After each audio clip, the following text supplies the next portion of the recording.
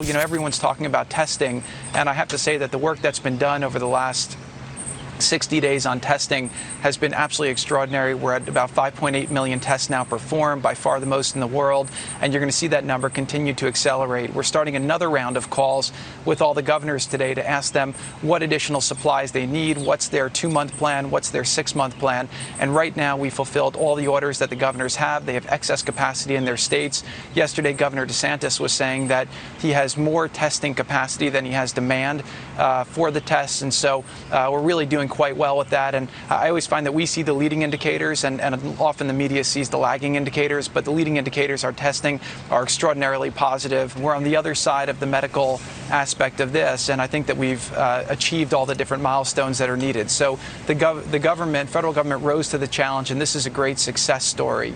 And I'm very confident that we have all the testing we need to start opening the country in accordance with the safety guidelines that President Trump, the Vice President, Dr. Birx, and Dr. Fauci laid out on April 19th. A success story. 1 million Americans that we know of have tested positive for coronavirus. More Americans have died from coronavirus than died in the entire Vietnam War. So I get that you're a propaganda artist. I get that you're a marketer, or you think of yourself as one, even though you're far inferior in that department to your father-in-law, who you've weirdly modeled your life after. Yeah, I get that.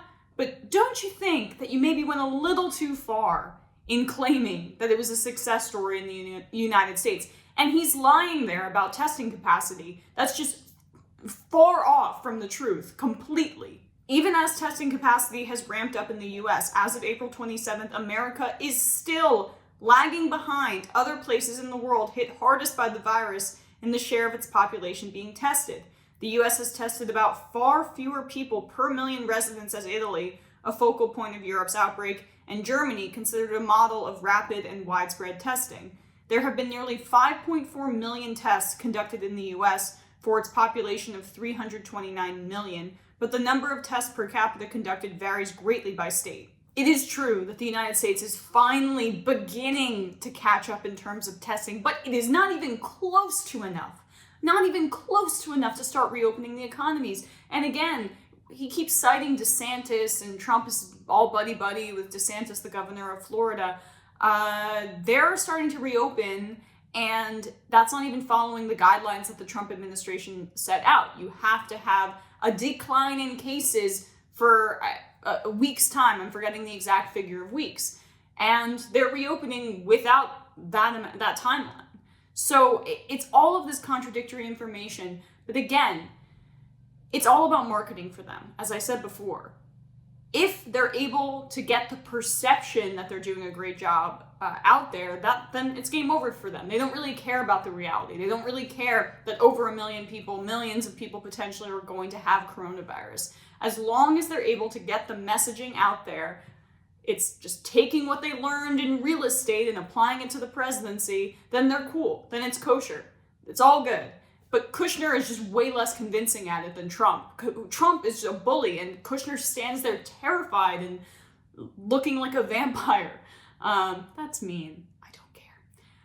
But yeah, the amount of, or the lack of self-awareness is just obvious. And it compounds itself because, of course, the people that are disproportionately being affected by this are Black, are brown, are low income. And so they're kind of dispensable to the Trump administration and to Kushner. So he's able to stomach the lie that he's regurgitating through a marketing campaign on Fox and Friends a little bit more easily.